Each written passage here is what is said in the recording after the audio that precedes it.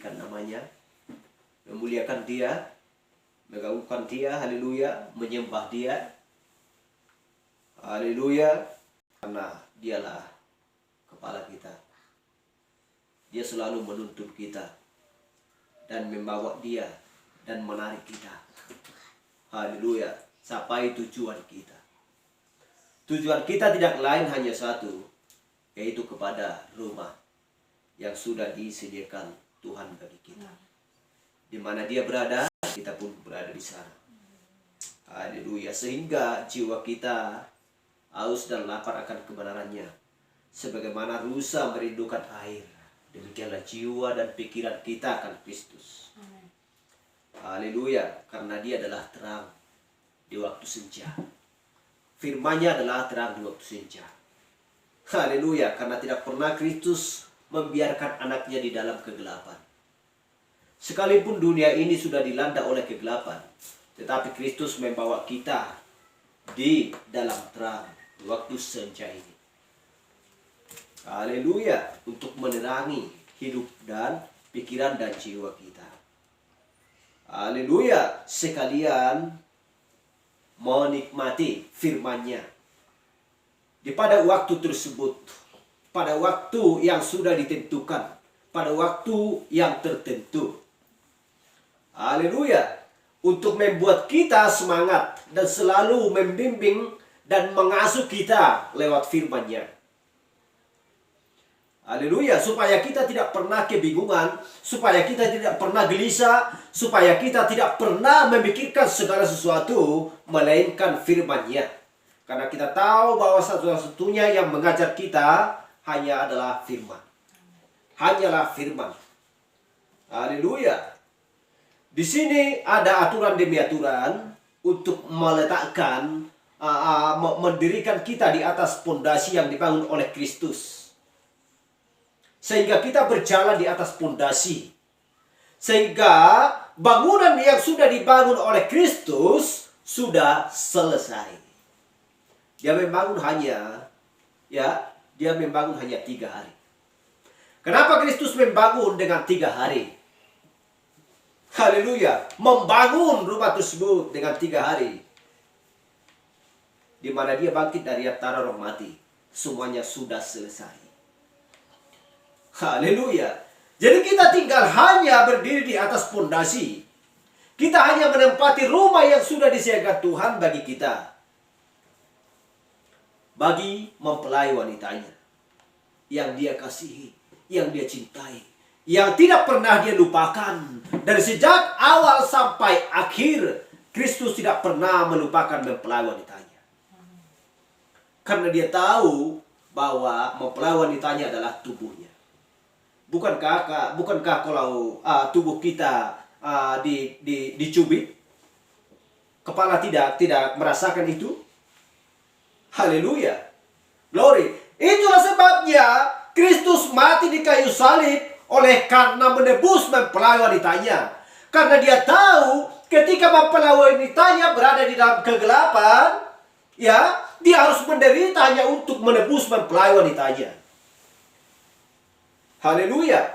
Karena kepala dan tubuh hanya satu arah, satu jalan, satu tujuan. Tidak berbeda-beda. Itu namanya bukan mempelai wanita. Suami ke kiri, istri ke kanan. Gak pernah seperti itu.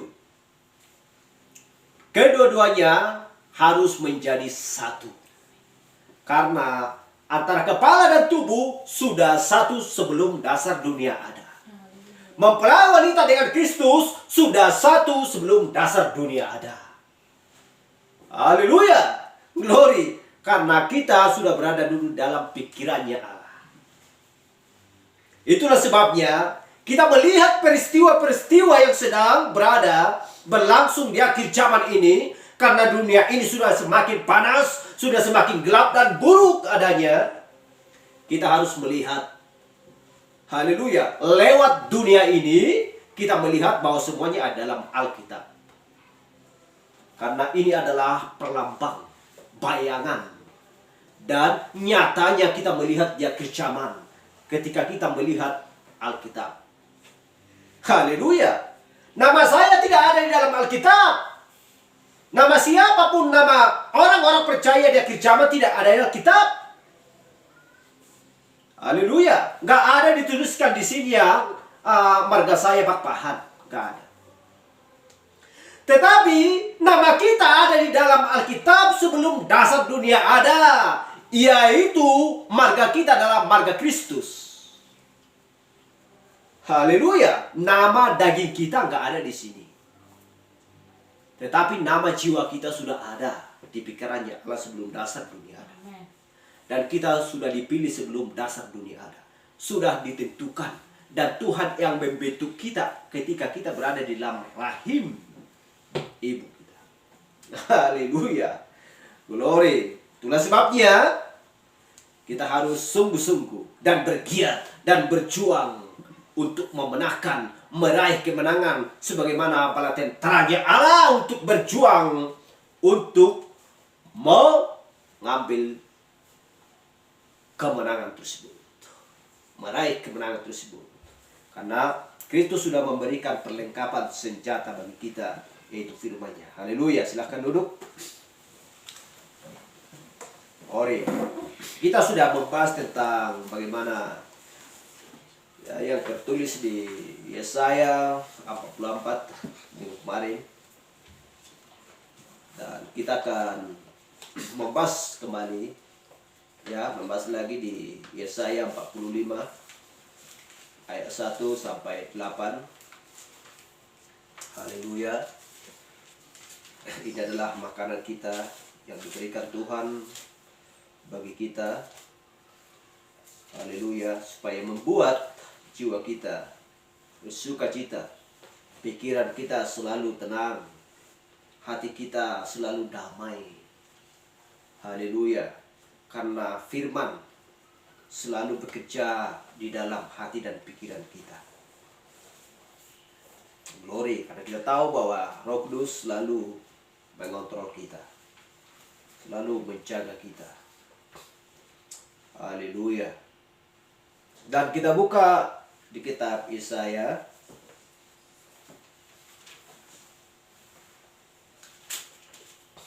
Yesaya 45 ayat 1 sampai 8.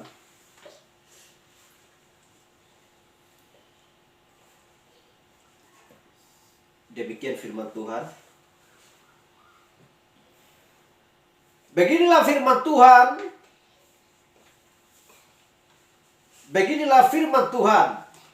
Inilah firmanku kepada orang yang kuurapi, kepada Kores yang tangan kanannya aku pegang, supaya aku menundukkan bangsa-bangsa di depannya dan melucuti raja-raja, supaya aku membuka pintu-pintu di depannya, dan supaya pintu-pintu gerbang tidak tinggal tertutup. Ayat 2. Aku sendiri hendak berjalan di depanmu, dan hendak meratakan gunung-gunung, hendak memecahkan pintu-pintu tembaga, dan hendak meratakan palang-palang besi, mematahkan palang-palang besi. Aku akan memberikan kepadamu harta benda yang terpendam dan harta kekayaan yang teristimewa, tersembunyi, supaya engkau tahu bahwa akulah Tuhan Allah Israel, yang memanggil engkau dengan namamu. Oleh karena hambaku Yakub dan Israel pilihanku, maka aku memanggil engkau dengan namamu,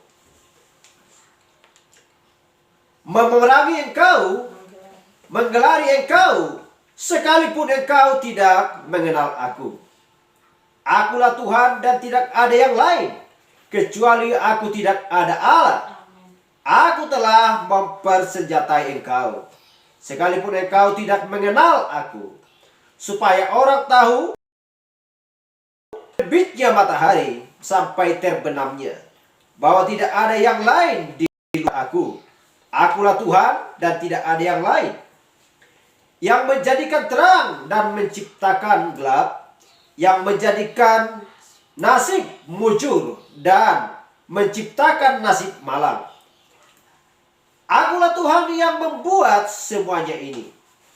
Hai langit, teteskanlah keadilan dari atas, dan baiklah awan-awan mencurahkannya. Baiklah bumi membukakan diri dan bertunaskan keselamatan. Dan baiklah ditumbuhkannya keadilan.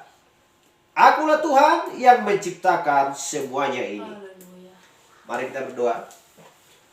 Bapa kami yang terkasih dalam sorga, semuanya ini Tuhan belum kami mengerti di saat-saat yang lampau. Tetapi di akhir zaman ini Tuhan, Engkau semuanya sudah menyingkapkan bagi kami. Di mana Engkau Tuhan mengutus seorang nabi untuk membawa pesan, memberitakan firman, memberitahukan pengertian demi pengertian Tuhan kepada kami. Sehingga kami Tuhan dapat mengerti, dapat mengetahui semuanya. Rahasia-rahasia yang ada di dalam Alkitab-Mu Tuhan. Yang dulunya terselubung, sehingga Engkau Tuhan sudah membukakan di akhir zaman. Sehingga kami mengerti Tuhan semuanya. Alkitab-Mu, meterai-meterai, ketujuan gereja dan juga sangkakala-sangkakala. Kami mengerti Tuhan, sehingga kami Tuhan merdeka di akhir zaman ini secara rohani. Terima kasih Bapa atas kasih-Mu, atas berkat-berkat-Mu Tuhan yang kami terima. Terima kasih Bapa, semuanya yang Kau berikan bagi kami, pengetahuan akan firman-Mu, kebajikan, kesalehan Tuhan, kasih akan saudara-saudara Tuhan. Haleluya. Dan juga iman yang ada dalam Kristus Engkau memberikan kepada kami. Terima kasih Bapa di surga. Kami sudah membacakan sebagian dari firman-Mu. Biarlah Engkau memberikan pengertian yang lebih lagi kepada kami Tuhan. Terima kasih Bapa. Kami akan percaya bahwa Roh Kudus-Mu akan mengajar kami pada waktu yang indah ini dan memimpin kami Tuhan. Terima kasih Bapa, berkati setiap kepala Tuhan. Urapi setiap telinga Tuhan menjadi telinga seorang murid yang baik. Terima kasih Bapa, kami juga tidak lupa dengan keluarga saudara kami yang seiman dengan kami. Bila kami saling mendoakan satu yang lain dan saling Tuhan mengasihi Tuhan. Haleluya. Bila ada sakit Bapa, bila Kau menjamah Tuhan, lewat darah-Mu, bilur-bilur-Mu menyembuhkan. Terima kasih Bapa.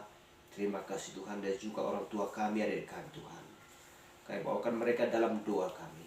Biarlah Engkau menjamah Tuhan untuk menjadikan mata mereka Tuhan, supaya benar-benar melihat akan kebenaran-Mu di akhir zaman.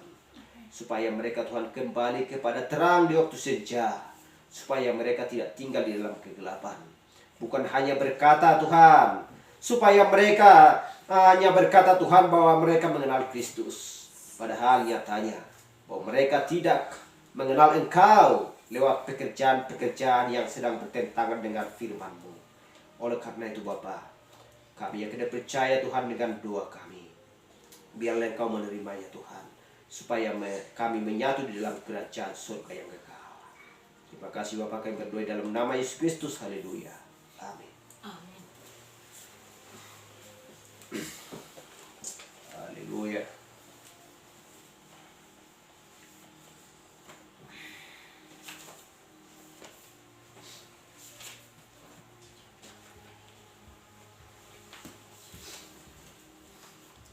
Dan kita lihat di ayat 1, saya ulangi kembali lagi untuk membacakannya. Beginilah firman Tuhan, inilah firmanku kepada orang yang kurapi, kepada Kores yang tangan kanannya kupegang. Haleluya. Yang tangan kanannya kupegang. Ya. Kepada Kores yang tangannya kupegang. Apa arti tangan kanannya? Apa arti tangan kanan? Haleluya. Kita tahu bahwa tangan kanan yang mempunyai power, kekuatan, kuasa. Tanpa ada tangan kanan, maka tangan kiri akan sia-sia. Kenapa? Karena tangan kanan selalu kita gunakan siang dan malam. Haleluya. Glory. Inilah yang selalu bekerja. Haleluya. Tangan kananlah yang selalu bekerja. Karena tanpa tangan kanan, maka kita tidak dapat berdaya. Inilah yang melakukan segala sesuatu. Haleluya. Kita tahu bahwa tangan kiri tidak berdaya tanpa ada tangan kanan. Haleluya. Jadi alangkah baiknya jikalau tangan kiri dan tangan kanan selalu bekerja. Tetapi kita tahu bahwa Tuhan akan memegang tangan kanannya. Haleluya. Siapa yang memegang? Tuhan. Tangan siapa yang dipegang? Tangan Kores. Haleluya. Supaya aku menundukkan bangsa-bangsa di depannya. Supaya aku menundukkan bangsa-bangsa di depannya. Kita lihat. Siapa Kores sebenarnya? Sedangkan Kores pun diutus Tuhan untuk bangsa Israel. Bukan untuk bangsanya. Karena Kores tidak tahu bahwa Kores adalah tidak mengenal Tuhan. Kores adalah penyembah berhala. Tetapi kenapa Kores diutus Tuhan bagi bangsa Israel untuk berperang? Haleluya. Kita melihat semuanya rencananya Tuhan yang indah. Dan sesuai dengan programnya Tuhan semuanya akan berjalan. Haleluya. Tidak ada seorang pun yang bisa membatalkan programnya Tuhan. Semuanya akan digenapkan. Haleluya. Jadi orang-orang yang sedang bertanya-tanya, kenapa bisa terjadi seperti ini? Berarti orang yang tidak mengenal Tuhan bisa dong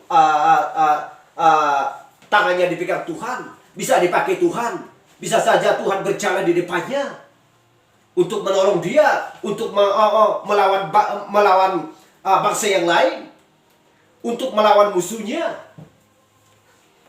Orang yang tidak mempunyai hikmat dan pengertian daripada Tuhan bisa membuat orang-orang bingung. Haleluya. Tetapi orang yang dikasihi Tuhan akan dapat mengerti apa maksudnya semuanya ini. Apa maksudnya firman Tuhan ini. Itulah sebabnya di setiap zaman maka Tuhan mengutus setiap atau mediator atau nabi dan rasul untuk membawakan umat Kristus, membawakan orang-orang percaya supaya mereka tidak keliru. Siapa yang mau menerima dan mengakui seorang utusan pada zamannya? Siapa yang tidak mengakui, siapa yang tidak menerima utusan pada zaman gereja, bahkan di zaman dulu sampai akhir zaman, maka mereka tidak akan bisa tertolong. Haleluya. Karena hanya firman yang bisa menolong manusia yang percaya kepada Tuhan. Haleluya. Glory.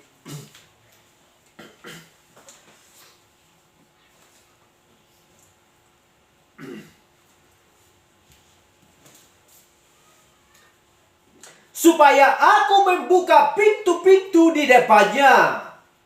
Dan supaya pintu-pintu gerbang tidak tinggal tertutup. Supaya pintu-pintu gerbang tidak tertutup. Haleluya. Pintu-pintu siapa? Apa yang dimaksudkan pintu-pintu tersebut? Pintu-pintu Babel yang dimaksudkan. Haleluya. Pintu-pintu Babel yang dimaksudkan. Supaya tidak bisa ditutup lagi. Supaya pintu-pintu gerbangnya Babel yang tebal, yang tinggi tidak dapat atau tidak akan bisa ditutup lagi. Haleluya. Supaya terbuka dan runtuh. Kita melihat ya bahwa dulunya ada gerbang pintu yang sangat besar, yang sangat tinggi, yang dibangun oleh orang-orang di masa kerajaan dulu, yaitu Babel. Haleluya. Tidak ada seorang pun yang bisa membuka pintu tersebut. Hanya mereka yang bisa menutup. Dan tidak ada seorang yang bisa membuka dan meruntuhkan pada zaman tersebut. Haleluya. Harus siapa yang membuka pintu-pintu yang dibangun tersebut, pintu-pintu Babel tersebut? Harus ada seorang.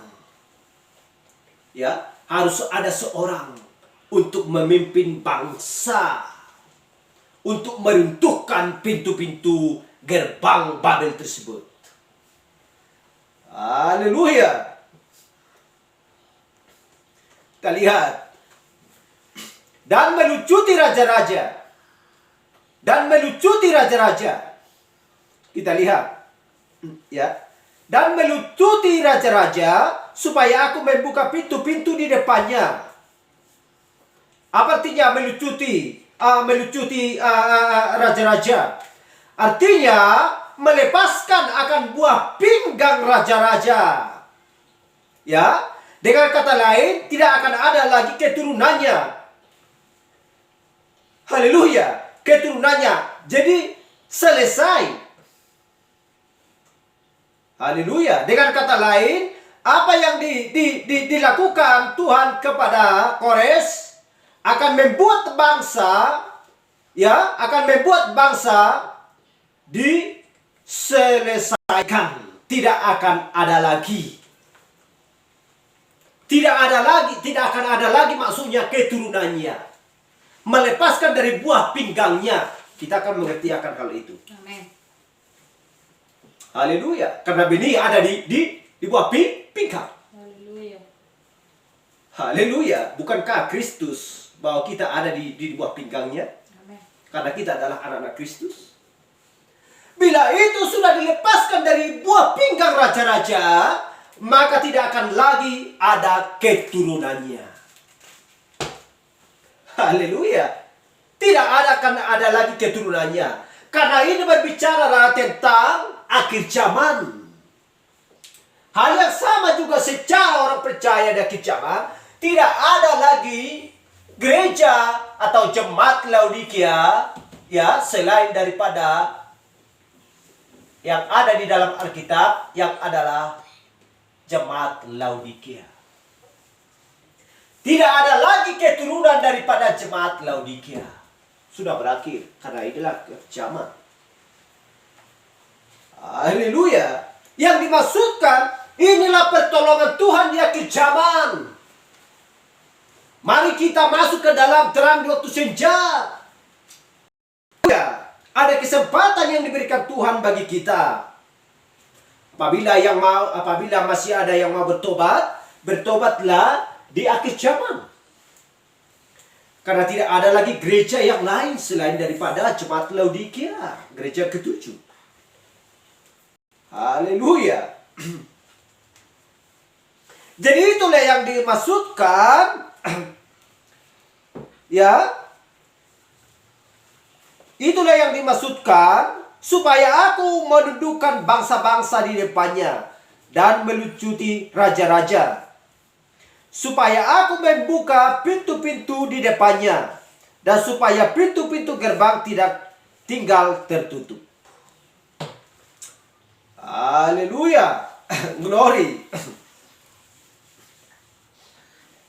Nanti saya terangkan sedikit lagi.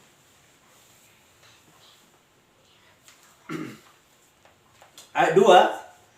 Aku sendiri hendak berjalan di depanmu. Aku sendiri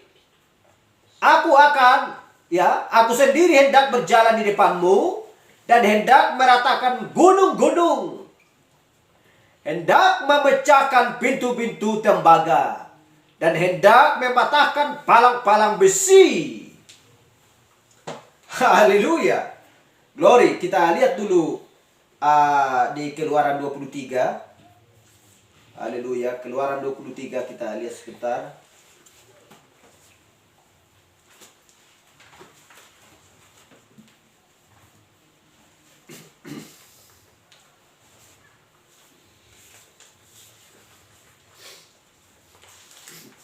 Kita lihat di Keluaran 23 ayat 20 sampai 21.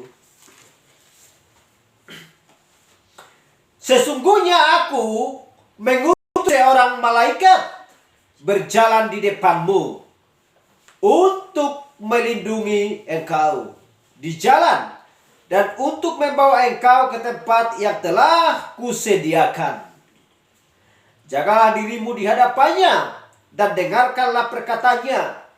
Janganlah engkau mendurhaka kepadanya, sebab pelanggaranmu tidak akan diampuninya, sebab namaku ada di dalam dia.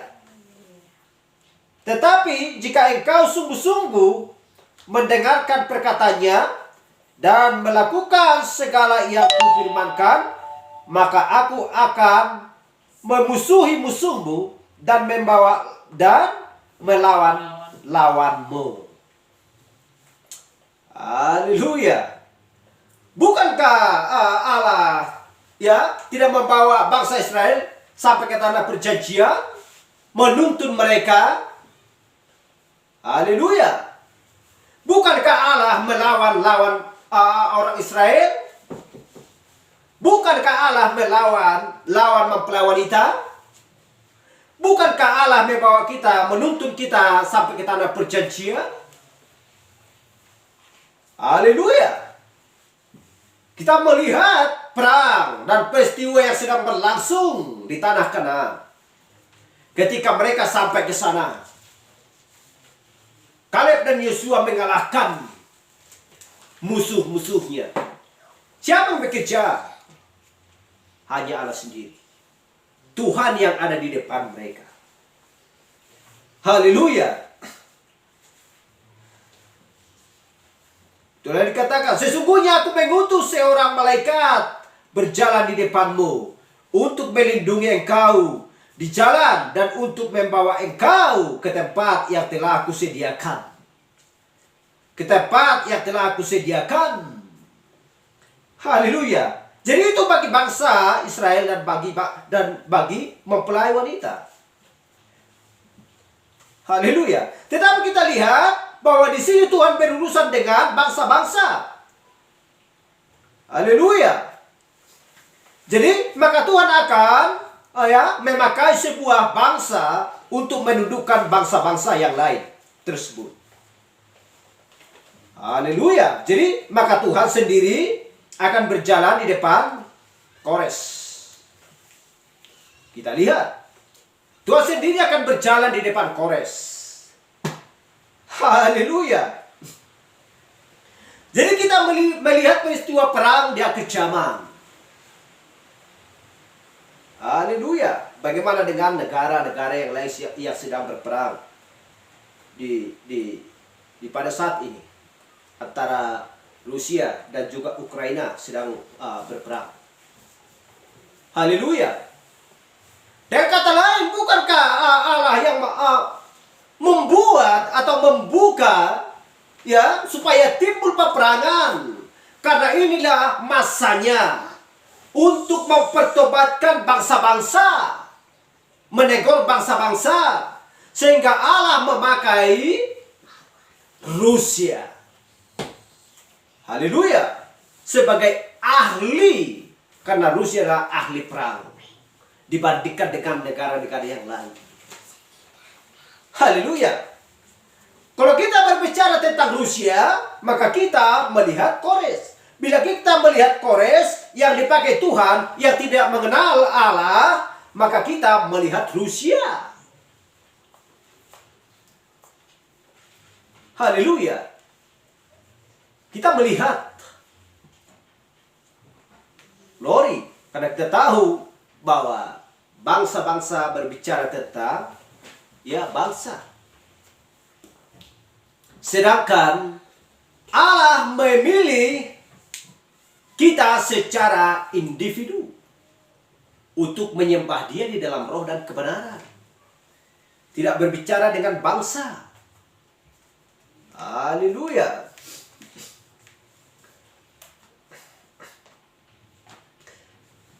Jadi itulah sebabnya Tuhan akan memakai sebuah bangsa untuk menundukkan bangsa-bangsa yang lain tersebut.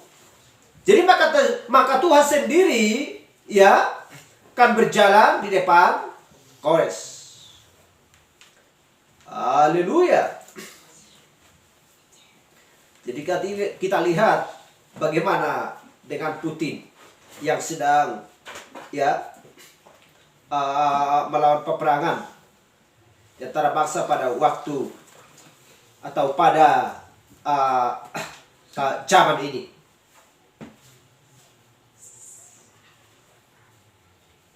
Haleluya. Glory. Jadi orang-orang yang sedang orang-orang di waktu ini, di zaman ini sedang memperbincangkan ekonomi, perang, kerusuhan dan lain sebagainya. Haleluya. Padahal mereka tidak pernah melihat Alkitab di mana itu semuanya tertulis. Haleluya. Tetapi bagaimana dengan orang-orang percaya? Bagaimana dengan mempelai wanita? Kita hanya melihat firman. Apakah ini akan menggenapkan firman yang tertulis? Haleluya. Karena kita kontak dengan firman ketika kita melihat masa di zaman ini. Kita melihat perang, kita melihat masa kerusuhan dan lain sebagainya, langsung kita membuka Alkitab, ya, langsung kita kontak dan mengerti oleh karena ajaran dia ke zaman ini. Ajaran bagi kita, pesan bagi kita yang disampaikan oleh Nabi Branham. Haleluya, sebagai utusan malaikat yang ketujuh. Haleluya, glory.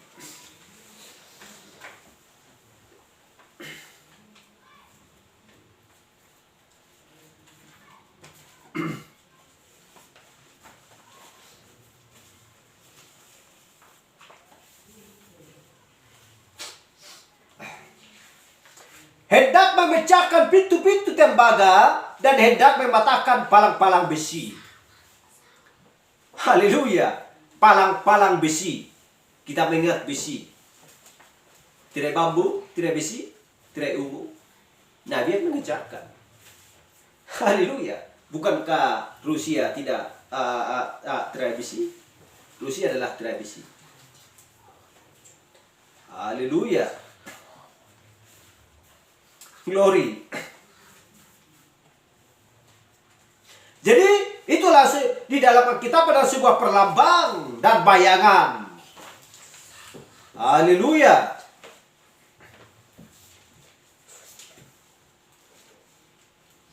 Jadi kita tahu bahwa kita adalah berada di waktu senja. Berada di saat senja di zaman ini.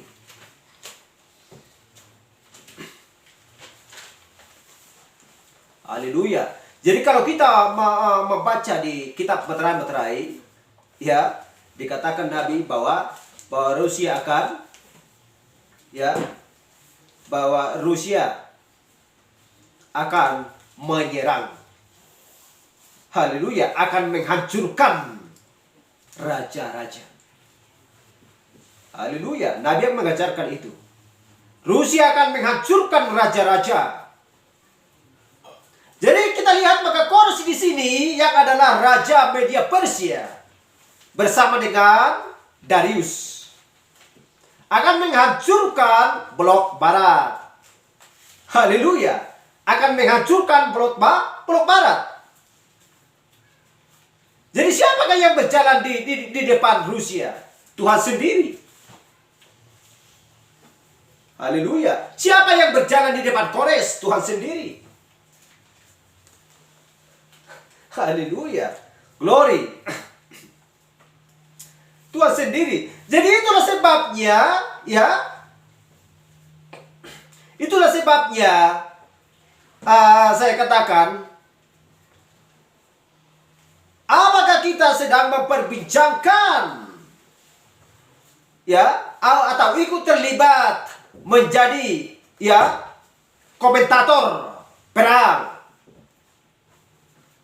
haleluya, tentang konflik Rusia, ekonomi, haleluya, ekonomi dan juga krisis moneter, di mana mereka sudah menghabiskan banyak uang. Haleluya. Jadi kita melihat kitab nubuatan. Jadi kita melihat kitab nubuatan, kitab suci, apa yang sedang tertulis di dalam Alkitab. Bukankah Nabi tidak mengatakan, lihat, negara-negara perpolitikan akan membombardir pikiranmu, membombardir pikiran otak manusia, merusak pikiran otak manusia, supaya menoleh kepada apa hal-hal yang terjadi. Haleluya. Mengalihkan pikiran manusia, mengalihkan pandangan manusia, supaya hanya melihat kepada hal-hal yang terjadi. Oh ya, di sana ada perangnya. Bagaimana nanti, apakah tidak pengaruh kepada kita? Negara ini begini, negara ini begini, sudah saling berperang. Bagaimana dengan kita? Haleluya. Apakah manusia bisa membuka jalan keselamatan? Sampai kapanpun manusia tidak akan bisa membuka jalan keselamatan atau membangun jalan untuk menyelamatkan dirinya. Padahal kita lihat sekarang, haleluya, pemimpin-pemimpin negara sedang membangun untuk menyelamatkan dirinya. Bagi firman, bagi mempelai wanita, mereka adalah orang-orang yang bodoh. Masa manusia untuk membuat jet, pesawat, kapal selam, kalau nanti perang